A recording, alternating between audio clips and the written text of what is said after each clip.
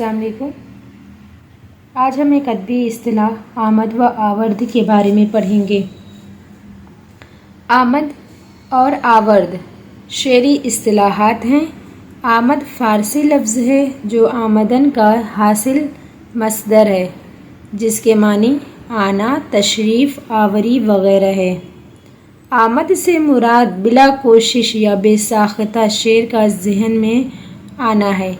ऐसा शेर बनावट और तकल्लुफ़ से आरी होता है, यानी शायर के ज़हन में खुद ब खुद आ जाए, उसे आमद कहते हैं। आवर्द भी फ़ारसी लफ्ज़ है जो आवर्दन से हासिल मस्दर है, उसके माने बनावट, तकल्लुफ़ वग़ैरह है। यह आमद का मुतज़ाद है, यानी कि ये आमद का ज़िद है आवर्द। शायरी की इस्तिलाह में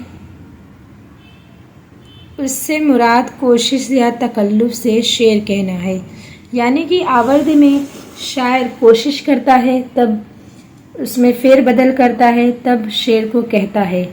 अगर उसे आवर्द में बदलता भी है, आमद में खुद ब खुद आ जाता है।